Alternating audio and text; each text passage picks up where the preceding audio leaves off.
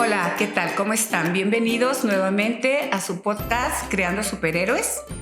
Nuevamente me presento, soy la doctora Araceli Solís, neuróloga pediatra, y tenemos aquí a Jesús Guerrero, también neurólogo pediatra.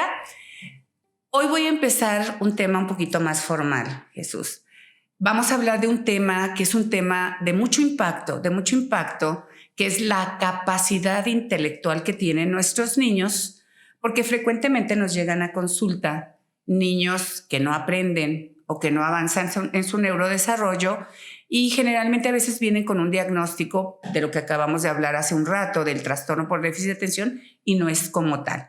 Vamos a hablar del tema de la discapacidad intelectual, un tema de mucho impacto, de mucha importancia, porque va a definir ese diagnóstico, el proyecto de desarrollo que podemos ofrecerle a cada uno de estos niños. Bienvenido a nuestro podcast nuevamente, Jesús. Gracias por acompañarme y por ayudarme a dar este tema tan interesante. Hola a todos en casa, estoy encantado de estar aquí nuevamente con ustedes. Muchas gracias, doctora.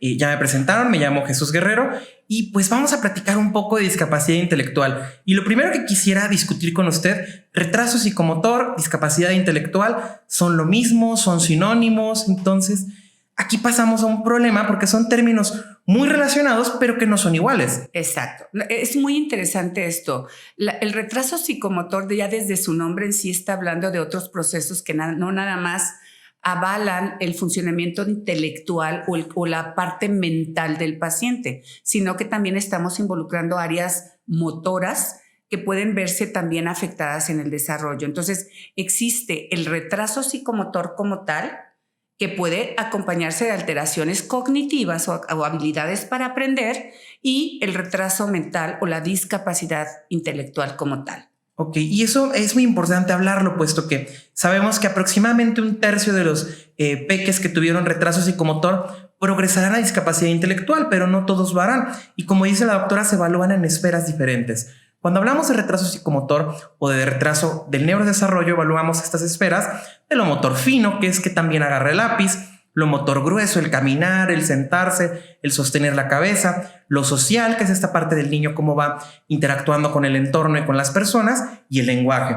En cambio, cuando platicamos de discapacidad intelectual, es un poco más sobre la función cognitiva, como bien decía usted, y la adaptativa, porque tenemos el mexicano, por ejemplo, tenemos muchas personas que a lo mejor no tuvieron acceso a una educación y que en esta parte académica no estamos tan bien, pero que son gente muy inteligente y que de repente para las habilidades de la vida son bien abusados. Exacto, pero no tuvieron esa oportunidad de tener acceso a los sistemas educativos, y realmente siguen siendo personas inteligentes, claro, dentro de su oportunidad que se le dio en su desarrollo basado en lo que observaron o en lo que vivieron culturalmente. Entonces, estas personas. No todo lo podemos evaluar con un examen de conocimientos, estará totalmente de acuerdo. Y bueno, me gusta mucho que la doctora ya hizo énfasis en algo bien importante: retraso mental, discapacidad intelectual. ¿Cuál es la palabra correcta? Yo siempre digo, las palabras cargan con mucho poder. Dependiendo del título y la palabra que usemos para alguien, puede impactar de una manera positiva o negativa en su vida. El término, le platico un poquito de historia que sé que a usted también le encanta. El término retraso mental se dejó de usar a partir del 2002 por una ley que se llamaba Ley Rosa, por una chica que lo consideraba peyorativo. Y ciertamente de repente si decimos, él tiene retraso o él está retrasado, pasa a ser muy... Impacta. Claro. Déjame decir que les impacta muchísimo. Yo hago mucho énfasis porque a veces las pruebas cognitivas que evalúan los neuropsicólogos evalúan un puntaje, y ese puntaje dice retraso mental. Yo le digo, no, por favor. No, por favor. El poner la palabra retraso mental es un impacto psicológico y emocional, impacta a toda la familia como tal, y puede darse una mala interpretación y no permitirle a ese niño la oportunidad que, basado en su habilidad cognitiva, logre más oportunidades de desarrollo. Dice, no, mi niño tiene retraso mental, ya hay que se quede, no lo mando a la escuela, no lo mando a ninguna terapia, porque al fin de cabo no va a aprender. ¿Y qué pasa con la autoestima del niño o la niña? Pues evidentemente, claro, se nos va al suelo. Entonces, bueno, les platico que para hablar de discapacidad intelectual tenemos que hablar de una función social. De repente los peques con discapacidad intelectual pasan a ser un poco ingenuos, les resulta más fácilmente relacionarse con niños más pequeños que niños más grandes. Se les complica, por ejemplo, a veces entender situaciones como el sarcasmo, como situaciones que ya requieren un proceso mental, social más complejo, y volvemos al punto en el que no es únicamente un proceso puramente cognitivo. Y también van a tener limitación de actividades. A mí me gusta mucho preguntar en la consulta, ¿el niño se baña solo? ¿El niño va al baño solo? ¿Es capaz de realizar, por ejemplo, actividades de casa? No porque queramos que nos ayude con el quehacer, pero sí pero que sepa hacerlo. Claro, que nos ayude de repente a barrer, a limpiar las cosas del hogar. Fíjate que esa parte es muy importante. Esas preguntas que tú hacen es muy importante, pero también hay que evaluar a los papás. Porque tengo papás que no les dan oportunidad a los niños, que ellos mismos, en una manera inconsciente, ¿sí?, subestiman la capacidad del niño y no le permiten nunca ponerse los zapatos. Claro. Entonces, claro que el niño va a tener problemas quizás para realizarlo, pero si el niño lo practica, puede tener una oportunidad de poderlo lograr. En cambio, si papá decide vestirlo todo el tiempo, entonces voy a discapacitarlo más de lo que realmente el niño tiene, ¿verdad? Exacto. Yo siempre le digo a los papás, el primer gran logro va a ser que el niño pueda tener un autocuidado, que es donde muchas veces la mamá es experta en cuidarlo. Entonces, como dice usted, no le permite progresar en este aspecto. Y lo siguiente es ser independiente. Pues este chico quizás pueda tener algunas actividades extra hogar que pueda realizar y que le permitan también tener esta satisfacción personal y esta autorrealización, que es bien importante, ¿no? Vamos a hablar un poco de números. Les platico que 75% de los chicos y chicas con discapacidad intelectual muestran una variedad leve. Son la mayoría. Únicamente 25%, que sería una cuarta parte si no me está fallando la matemática, presentan la variedad moderada o severa, que son el paciente que se vuelve un poco más complicado y que requiere medicamento. Que puede, pero fíjate bien, ese 75% que tiene una discapacidad leve es fácilmente confundido con otras cosas. Claro. ¿Sí? Desde lo que hablábamos del TDA o cualquier otro diagnóstico, o que es medio autista, o que es medio distraído, o que es medio acá, y en realidad dificultan un poquitito el diagnóstico, y hay que ser muy acucioso para poder determinar, porque dar un diagnóstico de la discapacidad intelectual es hablarles claramente a los papás de cuál es la oportunidad que puede tener ese niño en su desarrollo intelectual. Y aprovechando, doctora, que usted ya está tocando este punto, me gustaría que le dijera a nuestros oyentes cuál es el impacto de un diagnóstico errado o de no diagnosticar una discapacidad intelectual. Si lo confundimos quizás con TDA, con autismo, ¿qué pasa? Lo primero es que observamos que cuando se le hace un diagnóstico equivocado, o sea, yo le digo, el cerebro del niño es muy real. Si estoy en lo correcto y estoy haciendo lo correcto como médico o como terapeuta, el niño va a avanzar. Si yo tengo un diagnóstico equivocado, lo primero que voy a ver es que el niño está estancado y no logro los objetivos que estoy esperando en él mismo. La importancia de hacer un diagnóstico oportuno fundamentalmente se debe a poder dar una terapia remedial correcta. O sea, enfocar mis baterías a lo que realmente puedo lograr dentro de los procesos de la neuroplasticidad que me permita el cerebro de ese niño, ¿sí? Hablando de neuroplasticidad, bueno, pues definiéndolo en forma coloquial, es la capacidad que tiene las neuronas del cerebro de ese niño para poder adquirir mayores habilidades. Y estos periodos que le llaman críticos del neurodesarrollo, ¿no, doctora? Donde las habilidades tienen que aprenderse a una cierta edad y tienen que establecerse estas vías de manera correcta para poder avanzar en el carril que se espera de lo promedio, ¿no? Ajá. Entonces se vuelve complicado perder el tiempo en este tipo de pacientitos. Y por supuesto que para cada paciente tenemos una terapia, tanto farmacológica como no farmacológica, especial para la patología y especial para el niño. Así es. Entonces me encantaría que tuviéramos esta plática con Samantha, con alguien del equipo de psicólogos, también para que nos cuente cómo es de diferente el abordaje de un chico con discapacidad intelectual, con TDAH, pero con autismo. ¿Cómo va cambiando todo eso? Eso sí sería muy interesante. Bien, hay que anotarlo. ¿Sí? Anoten los papás, anoten. Sí, charla con intervención temprana.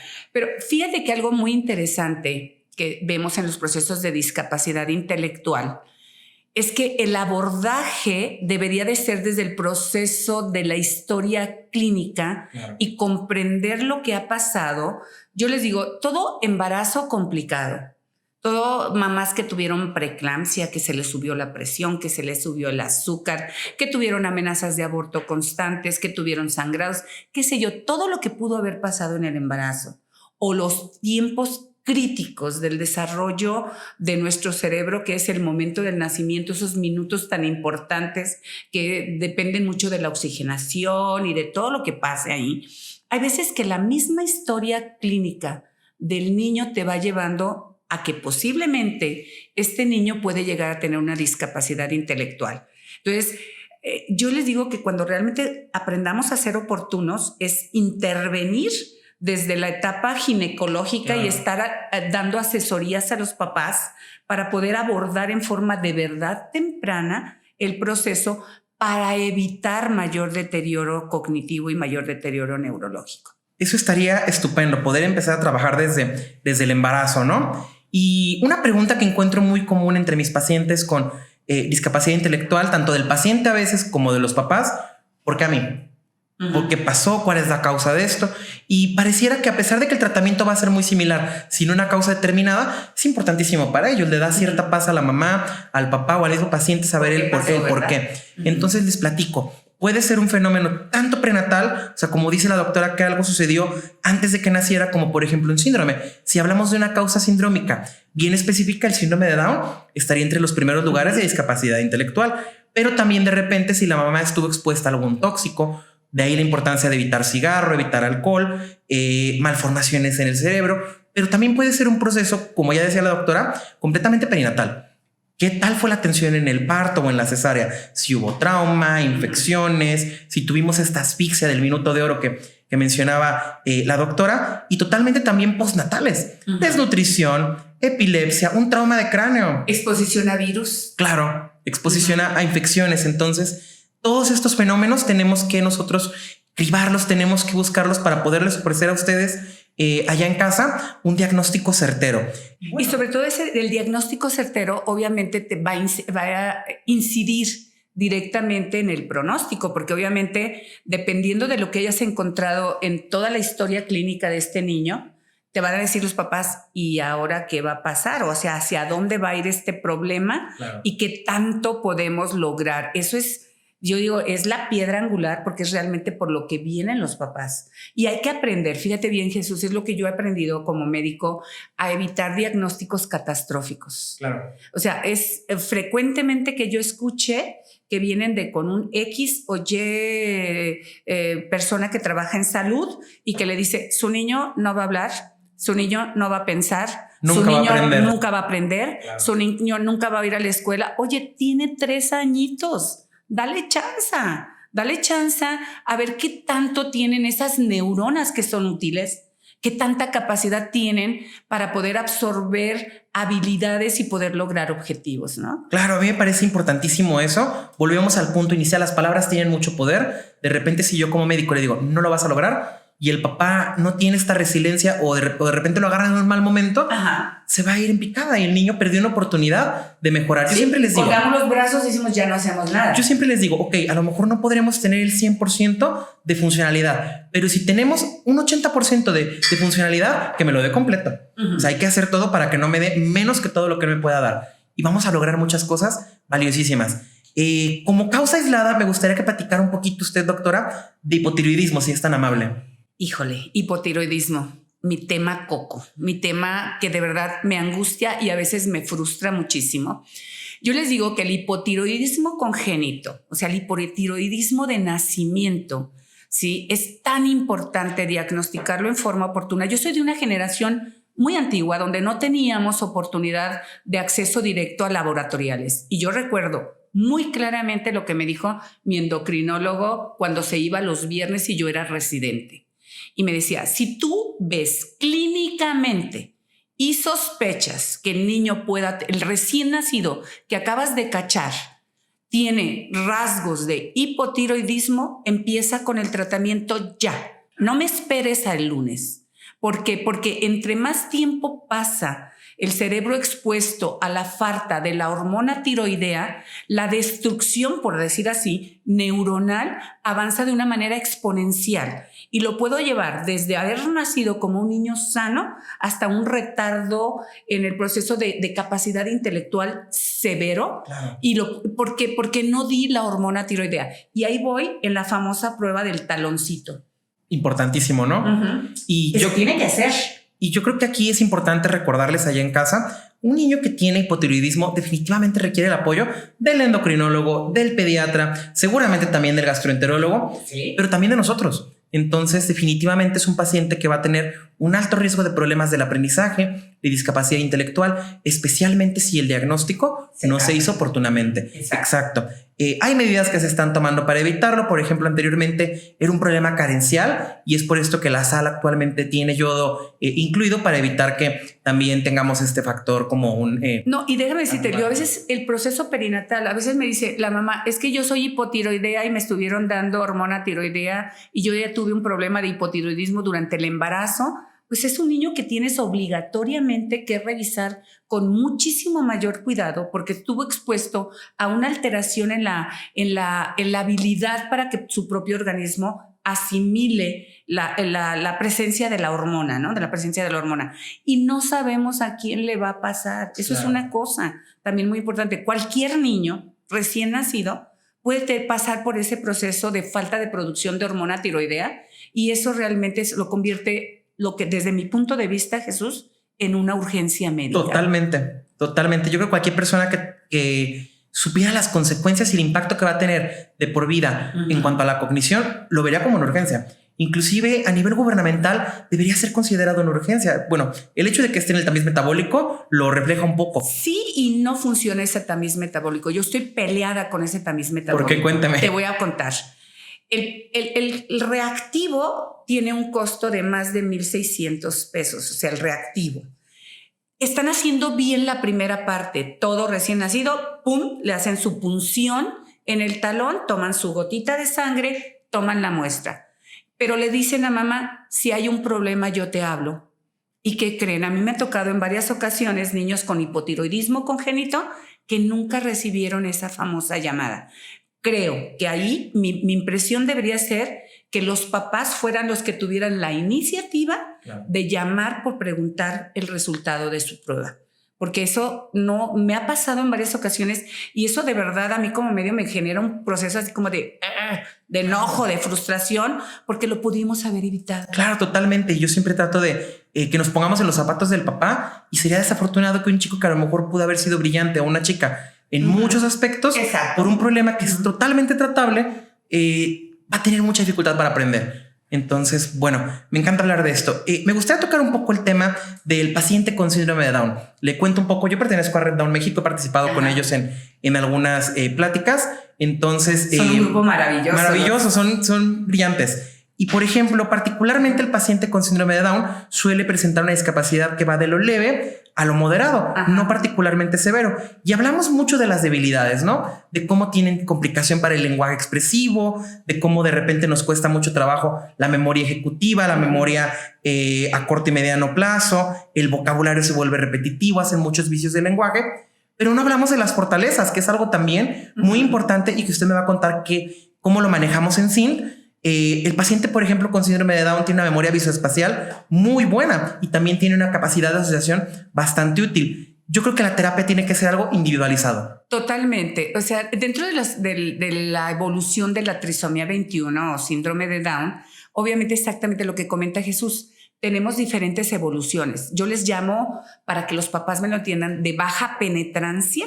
O sea, donde es más la parte externa, el fenotipo, la parte externa, y el genotipo viene muy bien acomodado.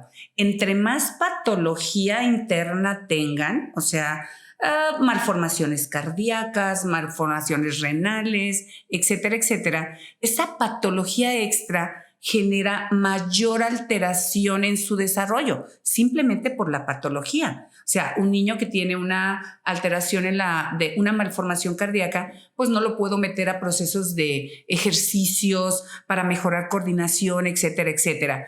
Pero obviamente hay que conocer que en la trisomía 21 ya nosotros como médicos sabemos lo que vamos a esperar. Por ejemplo, yo cuando le hablamos en el proceso de lenguaje, el problema de lenguaje, ¿cuál es? Es el problema del tamaño y el peso de la lengua, es la baja de tono muscular, o tengo un problema acá cognitivo que altera mi procesamiento del lenguaje. Hay que entender que el lenguaje es un área de doble vía. O sea, es una área motora que tiene que mandar una señal para acá y una área cognitiva que tiene que mandar una señal al área motora para lograr un proceso de una mayor fluidez verbal. Pero eso es muy común. Muchas personas siempre asocian solo el problema del lenguaje al peso de la lengua y le digo, no, es más allá de qué tan grande o qué tan pesada sea la lengua para poder expresarse. Hay más problemas que avalan un problema de lenguaje y que es nuestra obligación como médicos establecer dentro de esa ruta, ¿sí? de esa neurología funcional, de dónde a dónde podemos tener el problema para poder abarcar una terapia correcta. Claro, y es que al final es importante recordar que no hay recetas. O sea, los pacientes no son como recetas de cocina, a todos les vamos a ofrecer lo mismo. Cada uno tiene que individualizarse y tenemos que identificar muy bien el problemita para poder dar una intervención oportuna y certera. No, y déjame decirte, allá en mi experiencia clínica, yo tengo trisomías 21 puros, hermosos, divinos, sumamente cariñosos, amables, les encanta estar con las personas. Tenemos otro grupito de trisomía 21 más autismo. Claro. Sí, desde 1958 está demostrado que existe trisomía 21 más espectro autista. Y esos niños tienen una variable clínica completamente diferente al síndrome de Down. Y lo que hemos encontrado es que como aquí se meten dos problemas.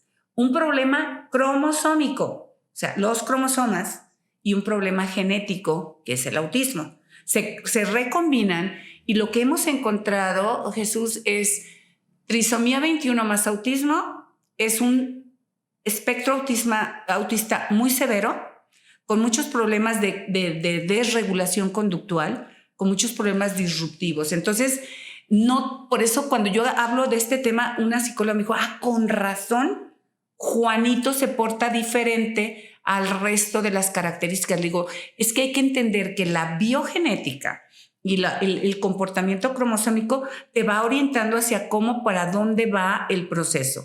Y obviamente no le va a ir igual a una trisomía 21 pura que a un niño con trisomía 21 y más autismo. Entonces, esto es bien importante, por eso el acudir a un especialista que pueda determinar con mayor precisión el diagnóstico y las patologías acompañantes. Claro, y es ahí donde otra vez el papel del neurólogo pediatra es fundamental, porque tenemos... No es promoción, ¿verdad? Que no nos estamos promocionando. Porque tenemos al paciente que tiene autismo primario, que es lo único que manifiesta, pero tenemos al paciente, como ya dice usted, que tiene síndrome de Down y tiene conductas autistas, o al paciente que tiene esclerosis tuberosa, o al que tiene, por ejemplo, síndrome de Prader-Willi, que son síndromes que parece que hablamos en otro idioma, pero que son frecuentes. Son frecuentes y ahí están y pasan a veces desapercibidos. Es que no aprende.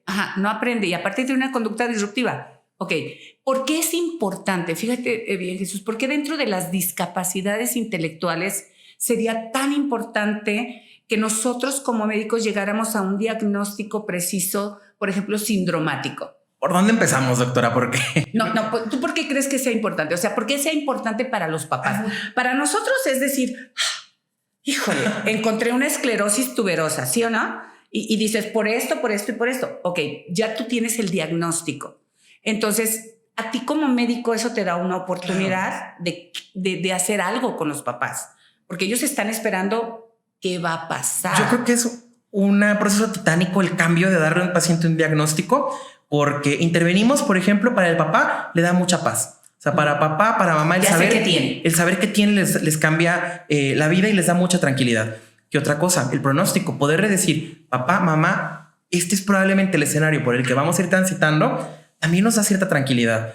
El hecho de poder dar terapias apropiadas, dar intervenciones tempranas, poder anticipar problemas, por ejemplo. Exacto. Eso. Anticipar problemas. Palabra clave. Si hablamos de síndrome de Down, tenemos que tocar el tema de leucemia y de cardiopatía. Entonces, por ejemplo, y en México existe esta especialidad, existe un especialista en síndrome de Down, que es valiosísimo. En Guadalajara realmente no sé si tengamos muchos especialistas en este aspecto.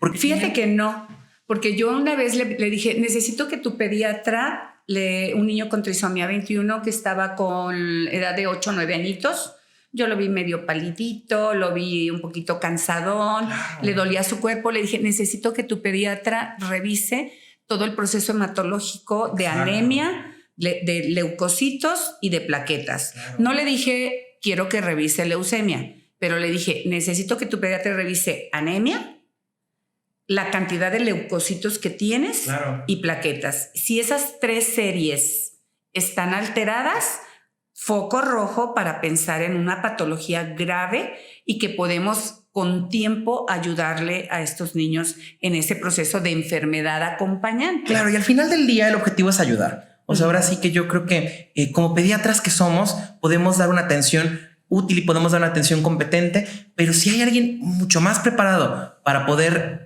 tratar a un paciente con tantos problemas y tantas matices como es el paciente con síndrome de Down, adelante, siempre busquen al mejor especialista para el problema que estamos enfrentando. Que conozca el entorno general, no nomás conozca la carita, ¿sí? ¿Qué características fenotípicas tiene? Sino que sepa genéticamente cómo puede venir determinado este niño y qué características internas pudieran tener como complicaciones estos niños. Y aquí nos encanta trabajar en equipo, ¿verdad? No, sí, definitivamente. Ok, les platico que... Yo reviso pacientes y él los explora. Les platico que aproximadamente tenemos que tener por lo menos 4 visitas de cualquier niño a revisar neurodesarrollo para poder detectar otra vez la palabra del día, como en Plaza Sésamo, oportuno, para poder detectar oportunamente si tenemos alguna alteración a los 9 meses, a los 18, a los 24 y a los 30. Y por ejemplo, usted que es experta en autismo, ¿cuál considera como el punto clave para detectar un autismo? ¿Cuándo lo detecta más? Bueno, nosotros hemos trabajado ya en el proceso del espectro autista muchos años y nosotros tenemos un punto clave de que lo que nosotros llamamos síntomas preautismo. Y niño que tiene trastornos en los procesamientos del sueño, o sea, niño que no duerme, por ejemplo, niño que llora sin causa aparente desde la cuna, o si nos vamos hasta la etapa intrauterina, niño que tiene hipomotilidad fetal, o sea, niño que no se mueve. Desde ahí ya son síntomas de alerta que nos están marcando. Vamos siguiendo ese niño en el desarrollo y a los 6 meses, un niño que no tiene ya la sonrisa social, que no te mira a los ojos, que no coge los objetos. O sea, son detallitos obviamente que te van sumando datos. Ojo, no son todavía clínicamente autistas. Claro, le ponemos poquito amarillo. Tiene un foco amarillo. En ese momento, ¿qué tengo que hacer? Me tengo que esperar. Porque a mí me han llegado niños que me dijeron, no, sí, como que al año y medio le pasó esto, dejó de hablar, dejó de verme, dejó de poner atención, pero el doctor me dijo que me esperara, que hasta como a los 3 años podíamos ver si era autista o no. No te esperes, papá. No perdamos el tiempo. No pierdan el tiempo. El diagnóstico puede esperar. ¿Sí? Yo no digo, no, ponle lo que tú quieras. Yo le pongo siempre desorden generalizado del desarrollo, o sea, se desordenó el desarrollo. Quizás no vaya a ser autista, quizás sí, quizás tenga los síntomas, quizás no, pero cualquier síntoma de alarma en cualquier proceso de capacidad motora, sensorial o de capacidad intelectual hay que revisar desde pequeñitos. Por supuesto. Casi siempre estas fuentes bibliográficas de las que nos basamos, las guías y las pruebas nos ponen 2 a 3 años, ¿no? Como periodo crítico. Y bueno, hablando de pruebas, justamente quisiéramos platicarles que el diagnóstico otra vez es algo clínico. No requerimos como tal la tomografía, la resonancia. A veces complementamos dependiendo del paciente. Sí, pero déjame decirte la parte clínica. Yo es lo que les digo y discúlpenme, compañeros pediatras, pero cuando me ha tocado dar clases a mis compañeros pediatras de neurodesarrollo, yo les digo que a veces el peor enemigo del niño es el pediatra que no sabe neurodesarrollo. Claro. Porque a ustedes les van a preguntar, oiga doctor, a lo mejor lo llevan por gripa, por tos al niño, pero le dicen, oiga doctor, fíjese que mi niño todavía no habla. O fíjese que todavía mi niño no se sienta. Y entonces el doctor se pone su bata muy ceremoniosamente y dice, no se preocupe doctora, no se preocupe señora, es flojito. No, hasta para la flojera hay tiempo. Y es que yo le voy a decir, las mamás ahí en casa que nos están viendo son expertas en neurodesarrollo. Hay un libro que yo leí para estudiar como pediatra que decía, la mejor manera de aprender neurodesarrollo es teniendo varios hijos. Exacto. Y háganle caso a la mamá. Vamos aprendiendo lo que es normal de lo que no es normal. Sí, no, yo siempre les digo, háganle caso a la mamá. Si la mamá dice que le ve algo raro, búsquenle. Claro. Porque a lo mejor sí tiene algo raro. Claro, y a lo mejor no tendrá el título o el gran diploma, pero por supuesto que sabe porque lo ha vivido. Porque hay otro hijo. Y porque se vuelven muy atentas. Yo creo que cuando tenemos un niño que está creciendo, también estamos como con el ojito para un lado, viendo cómo va el primo, cómo va el compañerito, y se vuelven expertas en identificar. Y también al final son las que más tiempo pasan con él. Así es. Bueno, totalmente de acuerdo contigo. Excelente. Bueno, vamos a platicar entonces estas pruebas que les mencionábamos, que son pruebas psicológicas. Otra vez tienen que individualizarse para cada paciente. Por ejemplo, si yo tengo un chico que fue prematuro o una chica y tiene un déficit visual, la prueba va a tener que ser totalmente diferente. Y los problemas de aprendizaje serán diferentes. O un paciente con un problema auditivo. Exacto. Y el tratamiento también nuevamente va a ser diferente. Entonces recordemos que hay diferentes pruebas y diferentes niveles. Se nos está acabando el tiempo. Me gustaría ya nada más que habláramos un poco del paciente con discapacidad intelectual leve, que es el más frecuente. ¿Qué podemos alcanzar? En su experiencia, ¿cuáles son las mejorías o el progreso que han tenido estos pacientes? Bueno, una de las cosas que a mí me interesa mucho en los niños con discapacidad intelectual leve, o sea, yo soy muy de nutrición. Claro. O sea, yo digo, a ver, papás, ¿lo estamos alimentando bien? O sea, yo le digo, ¿estamos alimentando bien a ese cerebro? ¿Sí? ¿Le estamos dando todos los nutrientes necesarios para que tenga la oportunidad de que a base de estimulación correcta podamos lograr que esas neuronas logren un poquitito más? O otra de las cosas es busco vías alternativas, claro, de que puedan manejar ciertas actividades para lograr objetivos. Pero vuelvo otra vez, la palabra del día, oportuno. Claro. O sea, en cuanto se detecte cualquier situación, nuestra obligación como médicos es ser investigadores al máximo y ver qué tanto ha sido mamá o qué tanto ha sido la falta de complacencia, la falta de estímulos, lo que ha permitido que este niño se nos atrase. Yo al principio normalmente no manejo la palabra discapacidad intelectual. Les pega de todas maneras. Claro, es complicado. Yo les hablo de que su cerebro tiene un atraso madurativo. Okay. Y le digo, vamos a ver qué oportunidad nos da este cerebro dándole todas las estrategias para ayudarlo a madurar. Y que es algo que buscan mucho los familiares, que buscan ahí en casa, que su médico tenga empatía, ¿no? Que la manera en la que les expresemos el padecimiento sea cálida y sea gentil, ¿no? O sea, ahora sí que mucho tiene que ver cómo digamos las cosas. Y yo les recuerdo ahí en casa que parte de la importancia de un paciente con discapacidad intelectual leve es que tenemos una oportunidad para alfabetización, tenemos una oportunidad para la lectura, para mejorar conducta adaptativa, y son chicos que sí van a requerir un soporte, pero que pueden aspirar a una independencia, siempre vigilados quizás en un futuro, pero pueden aspirar a independencia y pueden trabajar. Platicamos antes de cámara en este café John Langdon en México, por ejemplo, donde parte del staff que trabaja son pacientes con síndrome de Down. Entonces parece increíble. Y logran sus habilidades y hacen lo que les corresponde de acuerdo a su habilidad y su capacidad. Debe de ser un proceso de realización personal increíble el poder trabajar y el poder poner también mi talento al servicio de otro, ¿no? Entonces creo que hay que apostarle. Y ¿sabes qué? Déjame siendo de la discapacidad intelectual. Por favor, maestros, los necesitamos mucho. Claro. Porque de ustedes depende el poder de diagnosticar oportunamente niños que no están aprendiendo con los sistemas regulares de enseñanza. Hay un foco rojo, hay que averiguar qué está pasando.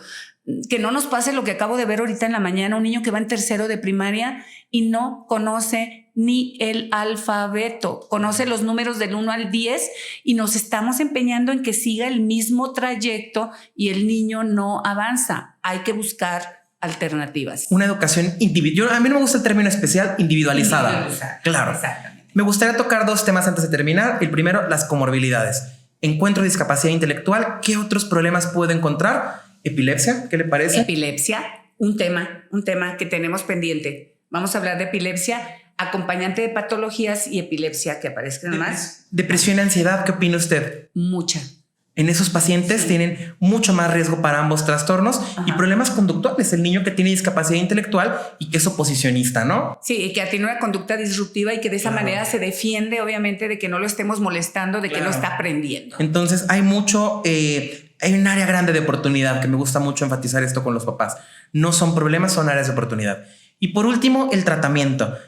Nuevamente voy a estar de acuerdo con usted. La educación especial, la educación individualizada y la intervención temprana. Programas educativos, terapia de lenguaje.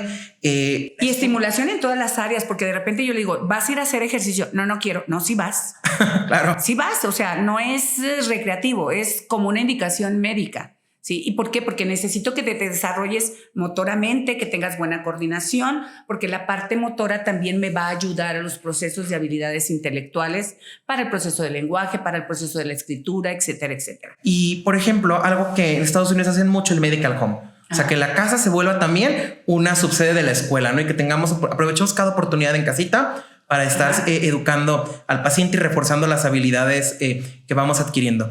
Que en sí, bueno, yo soy nuevo en esto, ¿qué servicios tenemos o qué ofrecemos en cuanto a terapia? Tenemos todos los tipos de terapia. Tenemos la terapia de intervención, tenemos la terapia de estimulación, tenemos asesoría a papás, o sea, lo que llamamos terapia psicoeducativa para los papás, para que se metan dentro del proceso y nos ayuden a trabajar muy bien. Pues tenemos el área de neurología, o sea, tenemos todos los niveles de oportunidades. Tenemos una de nuestras psicólogas que es máster en aprendizaje, que ella nos orienta mucho hacia qué tipos de programas educativos podemos trabajar con nuestros niños. Y están desarrollando también por ahí una cámara sensorial, ¿no? Me decían ayer.